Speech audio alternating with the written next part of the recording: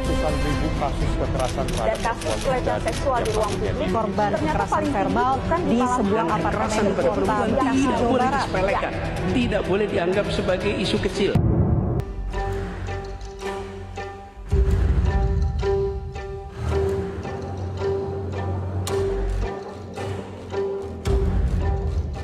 Tahun lalu, sebuah telepon mengubah hidup Lala. Lala bukan nama sebenarnya, kala itu masih duduk di bangku kuliah, kaget bukan kepalang karena ibunya mengabarkan foto pribadinya ada di galeri telepon sepupu laki-lakinya yang bahkan tinggal satu atap dengannya. Ternyata, foto yang harusnya dikonsumsi pribadi tersebar di sebuah situs bermuatan pornografi. Lala adalah korban dari kekerasan berbasis gender online atau KBGO. Ya, pemirsa, kekerasan terhadap anak yang baru saja terjadi di Kebun Jeruk akibat anak sering mengompol ini menjadi sebuah tanda tanya besar. Bagaimana sebenarnya cara mengasuh anak yang diterapkan para orang tua masa kini? Dan faktanya saat ini Indonesia masuk dalam status darurat perlindungan anak. Oleh karena itu, edukasi mengenai proses tumbuh kembang anak wajib dipahami setiap orang tua. Fenomena perundungan di kalangan pelajar pemirsa ini menjadi sorotan kembali. Dalam beberapa pekan terakhir, kasus bullying dari sekolah dasar hingga menengah, atas, dan juga pesantren. Ya, tak hanya menimbulkan luka fisik tetapi juga menimbulkan trauma mendalam bagi korban. Pemirsa, pembunuhan anak oleh orang tua atau filicide erat kaitannya dengan family criminology yang memandang keluarga sebagai unit utama pencetak perilaku kriminal melalui dinamika konflik internal. Tersangka WS atau Babe ditangkap Satuan Reskrim Tangerang atas dugaan kekerasan seksual terhadap anak atau pedofil. Tersangka ditangkap di kediamannya di Kampung Sakem, Desa Tamian, Kabupaten Tangerang. Berdasarkan laporan, pengaduan korban mencapai 41 anak di bawah umur. WS atau Babe dikenai pasal 82 Undang-Undang Nomor 35 Tahun 2014 tentang perlindungan anak. Pelaku diduga telah melakukan perbuatan asusila terhadap anak di bawah umur sejak April 2017. Babe mengaku pada anak-anak tersebut memiliki ajian semar mesem, di mana tersangka juga mengaku mulai melakukan tindakan asusila kepada anak-anak sejak ditinggal oleh istrinya bekerja sebagai TKW. Ya, semenjak saya ditinggal istri, akhir 2016, tuh saya mulai istilahnya melakukan begitu terhadap anak-anak. Awalnya sih anak tuh cuma 6 karena anak pesantren doang gitu. Tapi ya karena kita lama-lama dia deket gitu sama saya, terus ya dia minta sesuatu sama saya.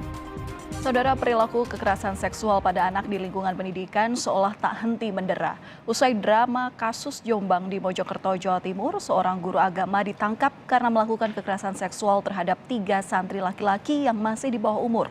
Perlu ada evaluasi dan pengawasan ekstra agar anak-anak tak jadi korban predator seks dan aman selama menempuh pendidikan.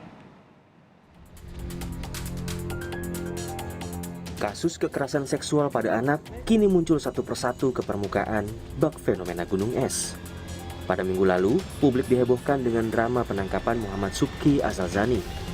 Pengurus Pondok Pesantren Sidikiyah di Jombang ini jadi buruan aparat berwajib sejak awal tahun 2022 karena dugaan kekerasan seksual yang dilakukan terhadap santri.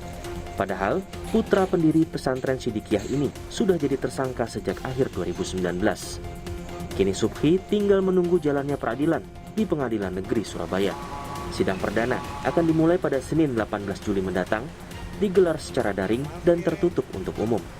Sidang baru dibuka untuk umum saat pembacaan putusan. Sidang kasus dugaan kekerasan seksual ini akan dipimpin Ketua Majelis Hakim Sutrisno dibantu 2 hakim anggota.